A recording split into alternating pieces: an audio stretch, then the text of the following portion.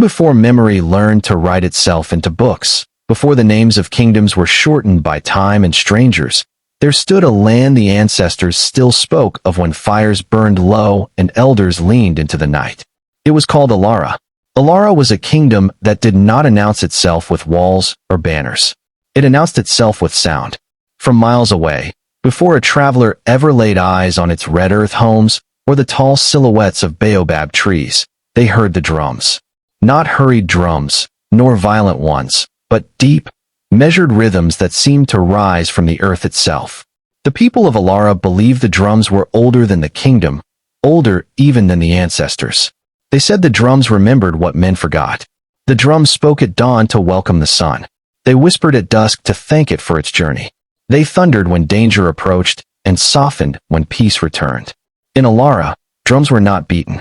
They were consulted. The kingdom stretched wide across fertile savanna, where golden grasses bent respectfully beneath the wind and cattle moved like slow clouds across the land.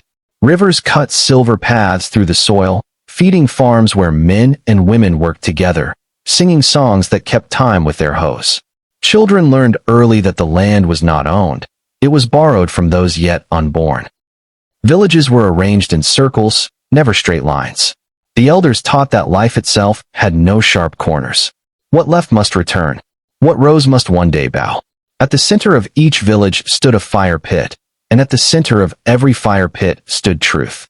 At the very heart of Alara rose the royal city, built upon sacred ground chosen generations earlier by diviners who followed stars, dreams, and the quiet instructions of the ancestors. The ground was said to hum beneath one's feet if one listened closely enough. The royal palace did not reach arrogantly toward the sky. It spread outward, wide and grounded, as if embracing the land rather than conquering it. Its walls were shaped from red clay mixed with palm oil and ash, polished smooth by generations of care. Ivory carvings decorated the entrances, symbols of justice, restraint, fertility, wisdom, and balance. No symbol of conquest was allowed, for Alara believed true power did not shout. Above the main gate hung the great talking drum, larger than any other in the kingdom. It was struck only for matters of life, death, or destiny. When it spoke, the entire land listened. Within those walls ruled King Adakunal. He was a man shaped by seasons, not ambition. His beard bore the silver of years lived honestly, and his eyes held the calm of one who had learned when to act and when to wait. In his youth, he had fought in defense of Alara, carrying spear and shield with courage that earned him scars and respect. In his middle years, he had built wells, resolved disputes, and strengthened bonds with neighboring lands. Now, in the later chapters of his life, King Adakunal ruled as a keeper of balance. He listened more than he spoke. He judged slowly. He feared the ancestors more than enemies. The elders trusted him because he consulted them. The people loved him because he walked among them. Children greeted him without fear, and even wrongdoers knew he punished without cruelty. Yet despite all he had accomplished, all he had protected and preserved, the king's greatest treasure was not the throne beneath him. It was his daughter, Princess Zainab. She had been born on a night of gentle thunder, when rain fell softly instead of violently. The elders said the sky had softened its voice to welcome her. From her earliest years, she carried a stillness that calmed those around her. She did not cry often as a child. Instead, she watched, eyes wide, absorbing the world quietly. As she grew, kindness settled into her like breath. She walked freely through the kingdom, her feet bare upon familiar soil. She learned the stories of the elders and the proverbs of farmers. She spent afternoons with children, listening to their worries as if they were matters of state. Her beauty followed her, but it did not define her. It was her presence that lingered. Arguments softened when she spoke. Anger hesitated in her gaze. Grief found rest in her voice. In the marketplaces, women whispered prayers over their daughters. May she grow with half the gentleness of Princess Zainab. Men spoke of her with reverence rather than desire. Elders nodded approvingly when her name was mentioned. Even strangers felt at ease in her presence, as though she reminded them of something good they had forgotten. King Adakunal watched her with a love that frightened him.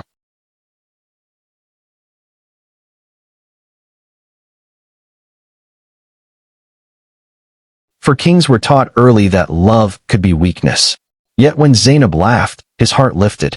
When she fell ill as a child and recovered, he sacrificed a ram in gratitude. When she spoke of justice, he listened carefully. She was not merely his child. She was Alara's future. And Alara was at peace. The harvests were plentiful. The rivers flowed faithfully. The ancestors were honored properly. No troubling dreams disturbed the elders. No strange birds circled the palace. The drums kept steady rhythm. That was why no one recognized the danger when it came. It arrived quietly. On a Harmattan morning, when the air was dry and cool and dust softened the edges of the world, Princess Zainab walked through the palace courtyard. She had risen before dawn, as she often did, to greet the children who gathered daily to learn from the storytellers. She carried a woven basket filled with small gifts, dates, carved wooden toys, bracelets she had helped weave herself. She laughed with the children, knelt to meet their eyes, and spoke their names carefully. Then her steps slowed. At first, no one noticed. Her breath caught, just slightly. A faint tremor passed through her hands. The basket slipped from her fingers and struck the ground, spilling its contents like scattered hopes. She tried to speak. She did not finish the sentence. Princess Zainab collapsed. The courtyard erupted into confusion. Guards rushed forward. Servants cried out. Someone shouted for water. Mothers pulled their children close. The talking drum was struck, not in alarm, not in celebration, but in uncertainty. Zainab lay still. She was carried inside the palace as fear followed close behind.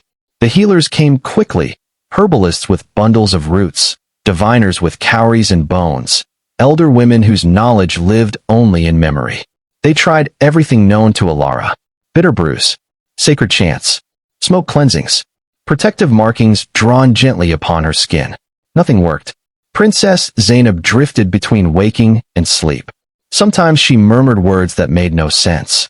Sometimes she lay silent, her breathing shallow and uneven. Day by day, her strength faded. King Adekunle did not leave her side.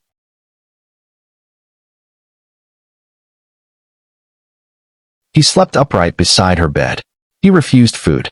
When the elders advised rest, he shook his head. When he prayed, his voice broke. When he wept, he did so silently, tears soaking into his palms. By the seventh day, fear no longer whispered, it spoke openly. At last, the elders summoned the old oracle, a woman so ancient that some claimed she had been old even in her youth. She lived beyond the outer farms, where the land grew quiet and the air felt heavier. When she arrived, the room itself seemed to hold its breath. She cast her bones. She listened. She waited. Then she spoke. The sickness is not of the body alone, she said. It is tied to destiny and balance. The cure lies where fear sleeps. The elders leaned forward. There is only one remedy, she continued. The leaf of Omokiri, hidden deep within the evil forest. It grows on a tree that judges the heart before it offers its gift. A shudder passed through the room. The evil forest. A place of spirits, illusions, and lost men. The oracle's eyes met the king's. The forest does not bargain, she whispered. It takes more than it gives. Silence fell. Outside, the drums began a slow, mournful rhythm.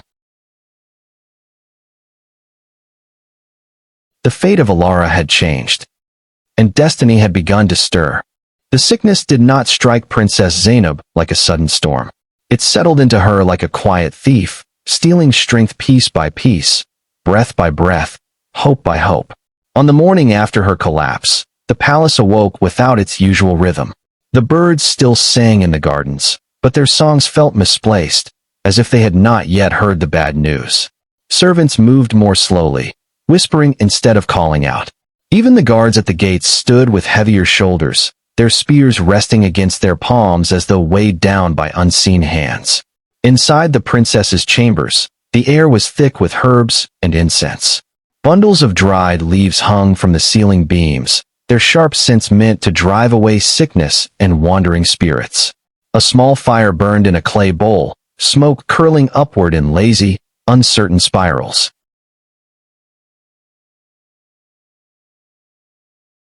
Princess Zainab lay on her bed of woven mats and soft skins, her chest rising and falling too gently for comfort. The light that once lived in her eyes had dimmed, like a lamp running out of oil.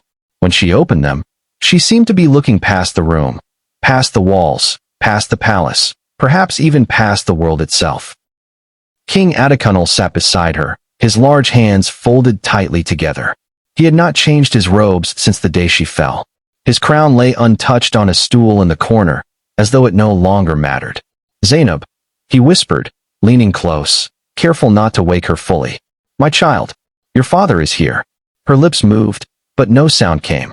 A healer knelt nearby, grinding herbs into powder with a stone pestle. He paused, listening for any change in the princess's breathing. When none came, he resumed his work, though doubt clouded his eyes. By midday, word of the princess's condition had spread beyond the palace walls. In the marketplace, traders forgot their bargaining. Women clutched their wares without speaking. A pot slipped from a man's hands and shattered, the sound too loud in the unnatural quiet. Children were pulled indoors, their games abandoned. "She has not risen," someone whispered. "The princess has not risen," another repeated. Fear moved faster than truth. By the second day, the elders ordered continuous rituals. Drums were beaten softly at dawn and dusk, calling upon the ancestors to listen. White cloths were tied to sacred trees. Libations of palm wine were poured onto the earth, soaking into the soil like silent prayers. The healers tried everything known to Alara. They brewed roots that had cured fevers for generations. They mixed leaves that eased childbirth and healed wounds. They sang ancient chants taught only to those with white hair and steady hands. Nothing worked. Each attempt ended the same way, with the princess growing weaker, her breath shallower, her skin losing its warmth. At night, strange things began to happen. Dogs howled without cause. Owls perched on palace roofs, watching silently. The wind passed through the corridors like a wandering spirit, lifting curtains and extinguishing lamps. Some said they saw shadows moving where no one stood. Others claimed the drums sounded offbeat, as though confused. King Adekunle noticed everything. On the third night, he dreamed. In the dream, he stood alone in the palace courtyard. The ground beneath him cracked, and from the fissures grew dark vines that wrapped around his legs. No matter how he struggled, they held him fast. In the distance, he saw his daughter walking away, her figure growing smaller with each step. He tried to call out to her, but no sound left his mouth. He woke before dawn, his chest tight, his hands trembling. When the elders gathered that morning, their faces reflected the same unspoken fear. "This sickness is not ordinary," Elder Bamadil said quietly. "It does not follow the ways of the body." Another elder nodded. "The herbs refuse her. The spirits do not answer as they should." "Then we must look beyond the visible," a third said. That was when the name no one wished to speak was finally spoken aloud. "The old oracle." A hush fell over the room. The oracle was not consulted lightly. She lived far from the palace, beyond the farms and the familiar paths, where the land itself seemed to hesitate. Some believed she saw too much, that calling upon her was to invite truths one might regret hearing. But desperation silences fear. Before noon, messengers were sent. They returned at dusk, carrying the oracle on a woven litter, her body bent with age, her eyes clouded yet piercing.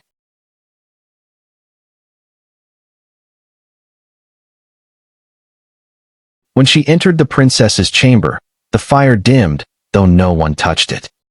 The oracle sat slowly, bones rattling softly as she arranged them on a cloth spread before her. She did not look at the princess at first. Instead, she listened, to the room, to the silence between breaths, to the unseen. Minutes passed, then longer still. Finally, she lifted her head. "This illness is tied to fate," she said, her voice thin but heavy. "Something has been disturbed." King Adekunle stepped forward. "Can she be saved?" The oracle closed her eyes. "Yes," she said at last, "but not without cost." She cast the bones again, her hands shaking. When they settled, her expression darkened. "There is only one remedy," she said.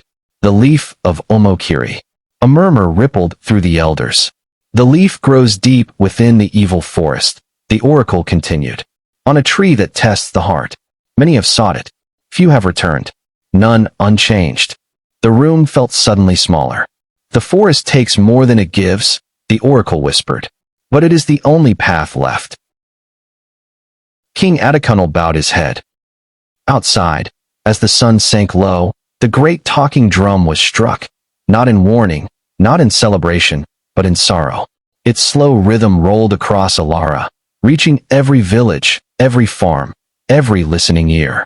The people understood. Their princess was dying. And somewhere beyond the familiar paths, beyond fear itself, lay the only hope left to them. The morning after the oracle spoke, Alara awoke to a silence that felt heavier than noise. No drums greeted the sunrise. The great talking drum above the palace gate hung still, its leather face dark and unreadable. For the first time in living memory, the dawn passed without rhythm, and the people knew, deep in their bones, that the kingdom stood at the edge of something vast and terrible. King Atakunal had not slept. He sat alone in the inner council chamber, where generations of rulers before him had wrestled with decisions that shaped the fate of Alara. The walls were lined with carved symbols of past reigns, harvests, treaties, victories, sacrifices. In the center of the room lay the Stone of Oaths, where kings spoke only when their words were meant to bind not just men, but destiny itself.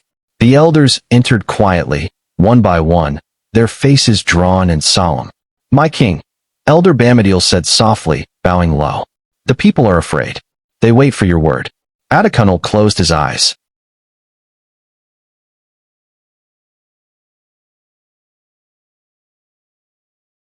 He saw his daughter as a child, chasing fireflies. He saw her as a young woman, standing beside him during judgments, her voice calm, her eyes wise beyond her years. He saw her now, still, fragile, slipping away. "What word is there to give?" he asked quietly, "when a father must trade hope for fear?" No one answered. At last, he rose. "Prepare the courtyard," he said. "Call the people. Strike the drum." The elders hesitated. "My king, I know," Atakunal interrupted, his voice steady but heavy. "Still strike it." When the great talking drum finally sounded, it did not thunder. It spoke slowly, deliberately, its rhythm carrying across the kingdom like a summons from the ancestors themselves. Men left their farms. Women closed their stalls. Children were guided by the hand toward the palace. By midday, the courtyard was full. The sun burned overhead, but no one complained. No one spoke loudly. All eyes turned toward the raised platform where King Atakunal stood, flanked by elders whose expressions mirrored the fear in the crowd. The king wore no crown. He raised his hand, and silence fell. "People of Alara," he began, his voice carrying without effort. "You know why you are here." A murmur rippled through the crowd. "My daughter, your princess, lies between this world and the next," he continued. "The healers have done all they know. The ancestors have been called. Only one path remains." At the mention of one path, the people leaned forward. "The oracle has spoken," Atakunal said. "The cure lies in the leaf of Umokiri, hidden deep within the evil forest." A wave of fear swept the courtyard. Some gasped. Some shook their heads. Others crossed their arms tightly over their chests. The evil forest. A place parents used to frighten children into obedience. A place hunters avoided even when game was scarce. A place spoken of only in hushed voices, as though it might hear its name. Atakunal waited until the murmurs died down. "I will not lie to you," he said. "The forest is dangerous. It tests the heart and breaks the proud. Many who enter do not return. Those who do are never the same." He paused, his gaze sweeping over the faces before him. Farmers, warriors, craftsmen, young men with fire in their eyes, and old men with memories of loss. Then he spoke the words that would echo through Alara for generations.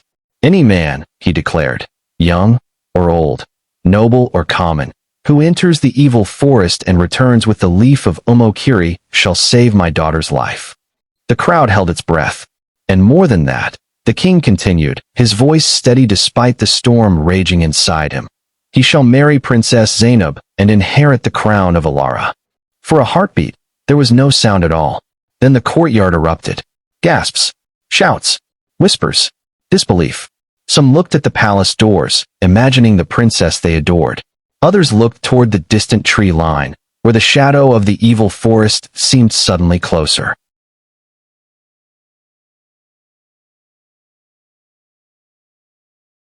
A young warrior stepped forward instinctively, his hand tightening around his spear.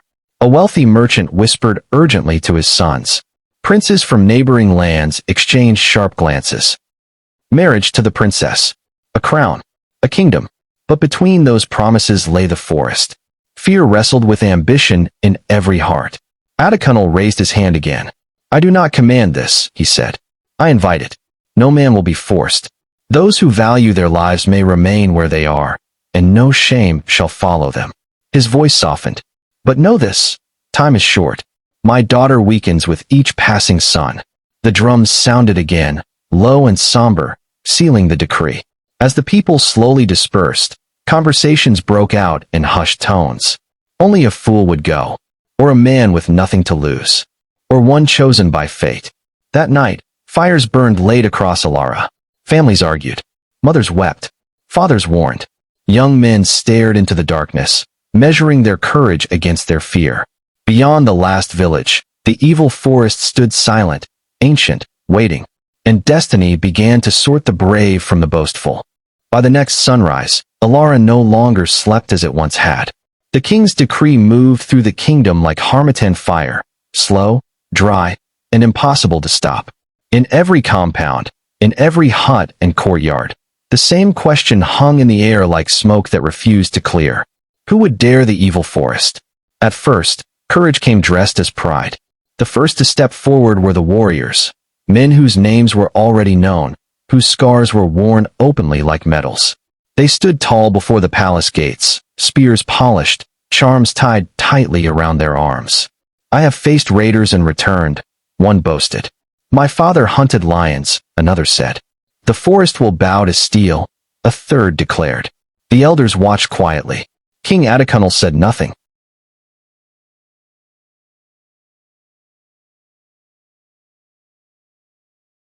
The drums spoke once, low and restrained, as the first group set out. The people lined the paths, some cheering, others whispering prayers. Mothers pressed protective amulets into their sons' hands. Lovers clung to one another for a moment longer than usual. The warriors entered the forest before midday. At first, nothing happened. The forest swallowed them whole, trees closing behind their backs, light dimming, birds falling silent. From the edge, the evil forest looked unchanged, indifferent, as though it had accepted their presence without interest. By evening, the drums began to speak again, not in triumph, not in warning, in confusion. The first man returned just before nightfall. He stumbled out of the trees barefoot, his spear gone, his eyes wide and unfocused. His lips moved constantly, whispering words no one understood. When guards approached him, he screamed and collapsed, clutching his head as though something inside it were tearing free. They carried him away. He never spoke clearly again.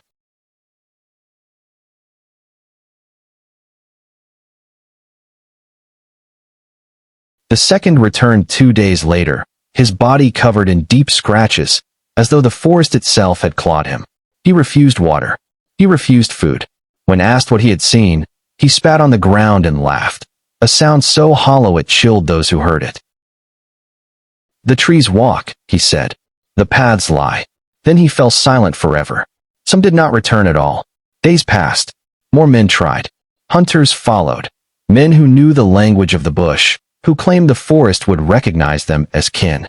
They carried bows, traps, and ancestral charms passed down through generations.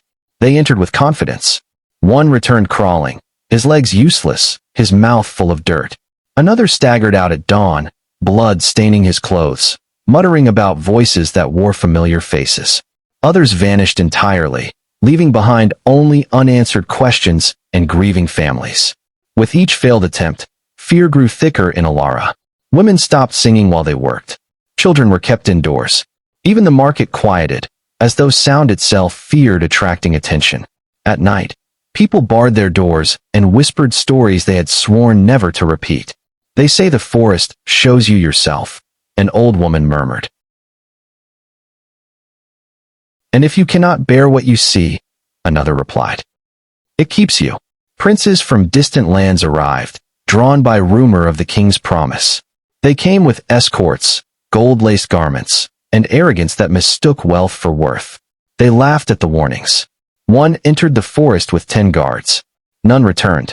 Another emerged at dawn, stripped of jewels, his royal posture broken. He knelt at the forest's edge and begged the ground for forgiveness before fleeing Alara without looking back. As the days turned into weeks, hope thinned. Princess Zainab's condition worsened. Her breathing grew shallow, her hands cold even beneath layers of cloth. She spoke rarely now, and when she did, her words drifted like smoke, hard to grasp. King Atakunal aged visibly. His shoulders bent. His beard grew untrimmed. His eyes lost their calm, and carried instead a quiet terror that only fathers knew. Each failed attempt carved another line into his face. At night, he walked the palace alone. He stopped before the talking drum, but did not touch it. He stood outside his daughter's chamber, listening to her breath. He prayed, to the ancestors, to the earth, to any power willing to listen. The elders met in silence. The forest rejects strength, one said at last. And pride, another added. Perhaps the wrong men are trying, a third whispered. But who then? By the 20th day, no one stepped forward. Alara held its breath. The evil forest stood unchanged, ancient, patient, unmoved by human desperation. It had seen kingdoms rise and fall, promises made and broken. It did not hurry. And at the edge of Alara, far from the palace walls, in a small, quiet compound where few ever looked, lived a boy who owned nothing, except a heart the forest had not yet tested. Destiny was shifting, and it was no longer listening to the loudest voices. At the far edge of Alara, beyond the last ring of farms and the well-trodden paths of traders, stood a small compound most people passed without noticing. It leaned slightly to one side, as if tired from standing so long, its walls patched with mud and memory. A single neem tree shaded the yard, its leaves whispering to the wind as though carrying old secrets. This was where the boy lived. Some called him Kofi, though no one could say for certain where the name had come from. He had been found years earlier near the riverbank after a storm. Thin, silent, clutching nothing but a splintered wooden staff. No parents came searching. No relatives claimed him. The elders debated briefly, then did what Alara always did. They placed him where he could survive. He grew up between kindness and neglect.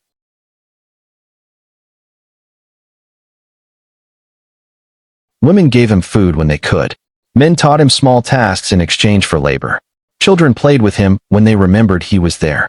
He learned early to listen, to wait, to move through the world without demanding space. Kofi spoke little, not because he had nothing to say, but because he had learned that silence could be safer. He watched more than he acted. He noticed things others did not. The way ants chose their paths, the way birds avoided certain trees, the way people's voices changed when they lied. At night, he slept lightly. Sometimes he dreamed. In his dreams, a woman with gentle eyes and hands worn by work sat beside him. She never spoke loudly. She never hurried. When she smiled, the world felt less sharp. My mother, he always thought, though he did not remember her face in waking life. As Alara struggled under the weight of fear, Kofi watched from the edges. He heard the drums speak sorrow. He saw the wounded men return from the forest, or not return at all. He listened as whispers crept through the air like smoke. The forest eats the proud. It shows you what you hide. No one comes back whole.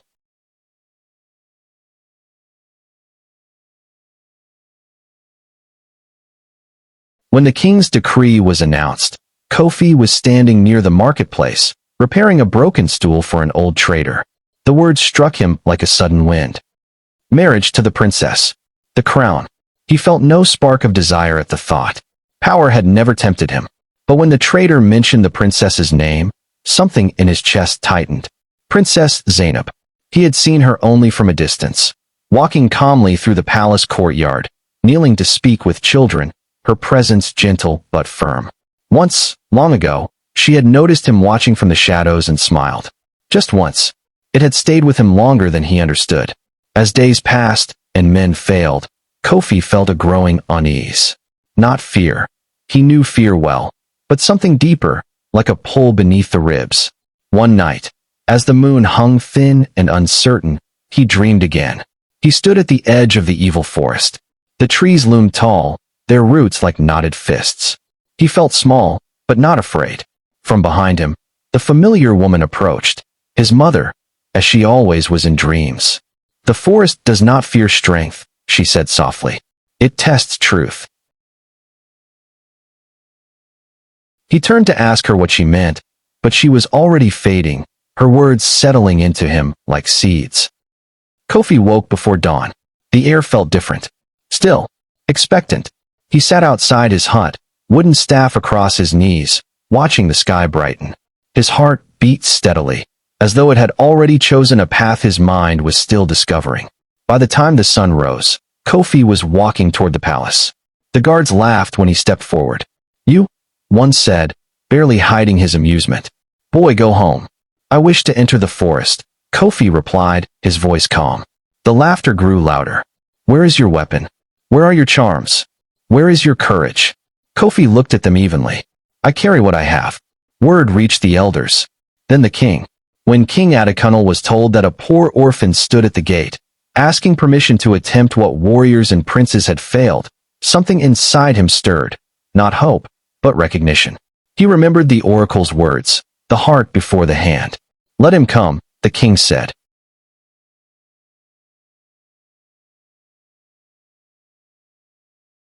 When Kofi stood before him, Adekunle studied the boy carefully. He saw no arrogance, no desperation, only quiet resolve. "You know the price," the king said. "The forest may not return you." Kofi bowed low. "I know. And if you succeed?" Adekunle asked softly. Kofi hesitated, not from fear, but from honesty. "Then the princess will live. That is enough." The king felt his throat tighten. "Go," Adekunle said. "May the ancestors see you." As Kofi walked away from the palace, the people watched in stunned silence. Some shook their heads. Some whispered prayers. A few laughed nervously. The boy did not look back. At the edge of Alara, the evil forest waited. And for the first time since the decree was spoken, the forest seemed to lean forward, as though it, too, had noticed the boy without a name. The moment Kofi crossed the last familiar path and stepped beneath the first shadow of the evil forest, the world changed. The air grew heavier, as though it pressed against his skin, testing his resolve. The light dimmed, not because the sun had moved, but because the forest seemed to drink brightness for itself. The trees rose high and close together, their trunks thick and ancient, their roots twisting across the ground like sleeping serpents. Behind him, the sounds of Alara faded. Ahead, there was only silence. Kofi paused, resting both hands on his wooden staff. He took a slow breath, remembering his mother's voice from the dream. It tests truth. He stepped forward.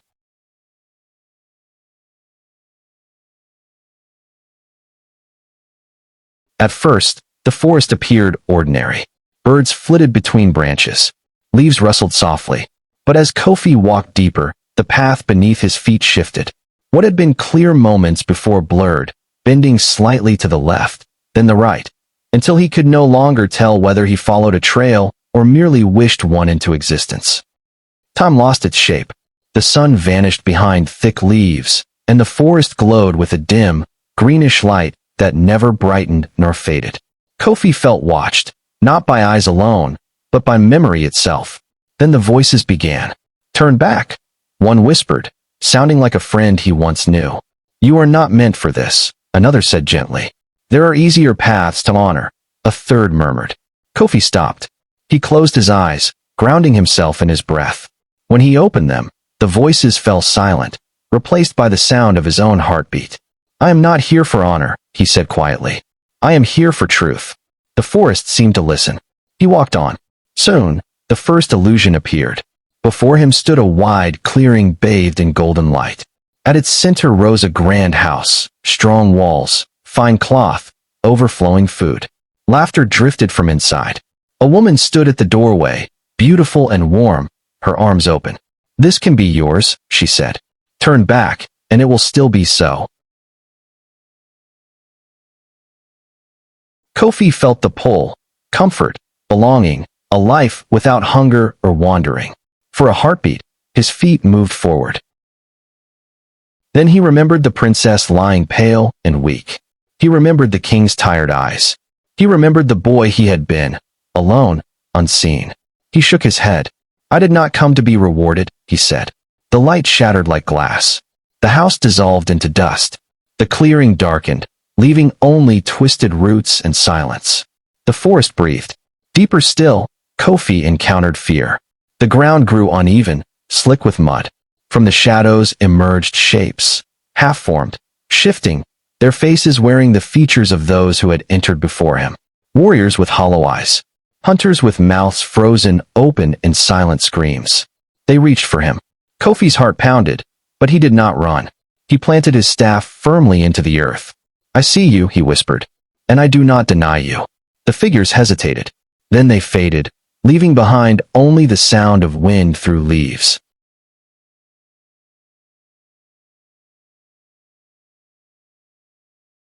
Hours, or days, later, hunger gnawed at Kofi's belly. His water was gone. His legs trembled. As he rested beside a fallen tree, he heard a soft groan. A wounded spirit lay nearby, its form faint and flickering, trapped beneath a heavy root. Its eyes held pain, but also shame. Others might have turned away. Kofi knelt. He used his hands and his staff to shift the root, wincing as his muscles strained. When the spirit was free, it looked at him in disbelief. "Why help me?" it asked. "You gain nothing." Kofi tore a piece of his last dried food in half and offered it. "Because you are here," he said simply. The spirit touched his forehead, leaving a cool warmth behind. "The forest sees you," it said, and vanished. At last, Kofi reached the heart of the forest. There stood the sacred tree, older than memory, its trunk wide and scarred, its branches stretching into darkness. At its base grew a single leaf, glowing softly, pulsing like a living breath. The leaf of Omokiri. Kofi approached slowly. As he reached out, the forest spoke, not in words, but in feeling. Every doubt, every fear, every hidden longing rose within him. "Why do you seek this?" the forest asked. "For life," Kofi answered silently. "Not for a crown." The glow softened. He plucked the leaf. The forest did not resist. As he turned back, the path before him straightened, light returning step by step. The trees parted willingly now, as though guiding him home. By the time Kofi emerged from the forest, dawn was breaking. He was thin. He was tired. But he was whole. And in his hand, glowing faintly, was the leaf that would change the fate of Alara forever. Dawn broke over Alara like a held breath finally released. Mist clung to the fields, and the early light painted the palace walls in soft gold. For days, the kingdom had existed in a state between hope and grief, waiting without knowing what it waited for. The drums had fallen nearly silent, as though afraid to speak too soon. Then a shout rose from the eastern path. "He's coming." Guards straightened. Farmers paused mid-step. Women lifted their heads from their work. From the far edge of the land, a lone figure approached, slow but steady, walking as one who had crossed great distances within himself. It was the boy. Whispers rippled outward like water disturbed by a stone. "Kofi, the orphan, he lives." When Kofi stepped through the palace gates, time seemed to stall. He was thinner, his clothes torn, dust clinging to his skin. Yet his eyes were clear. His back was straight. In his open palm lay a single leaf, glowing softly, as though it carried its own dawn. The leaf of Omokiri.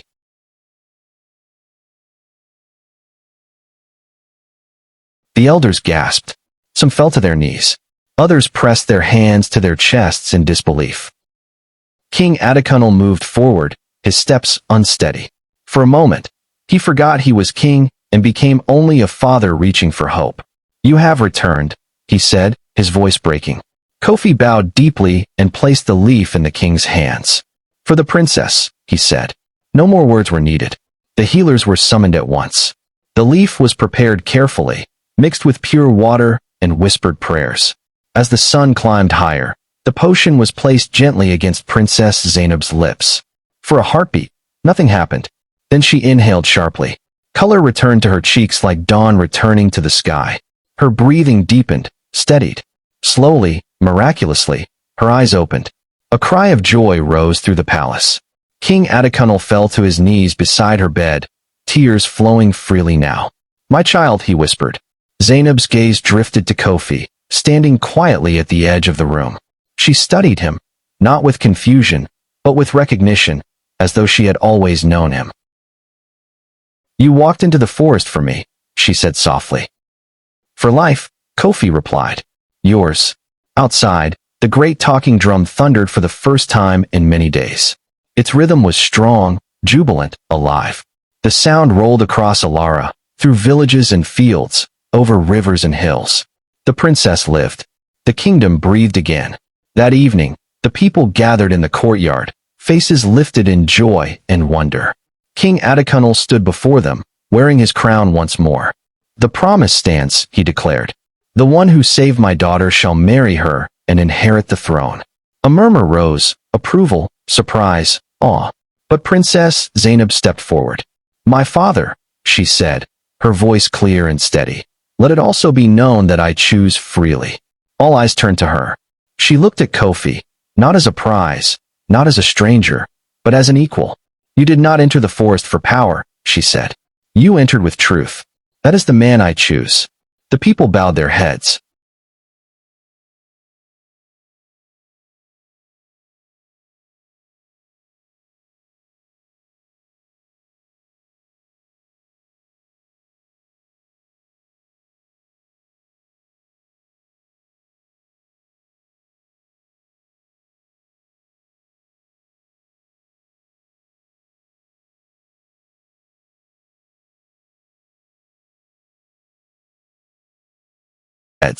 In time, Kofi was prepared for kingship, not with gold and excess, but with teaching. He listened to elders, walked the land, learned its wounds and its strengths. When he finally took the crown, it rested lightly upon his head. He ruled with humility. He judged with compassion. He remembered hunger, and ensured none slept without hope. Princess Zainab ruled beside him, wise and gentle, her laughter returning to the palace halls. And the evil forest? It remained where it had always been, silent, ancient, watching. But the people spoke of it differently now, not as a place of evil, but as a place of truth. In Alara, the drums taught a new lesson, that destiny does not listen to birth, strength, or pride. It listens to the heart.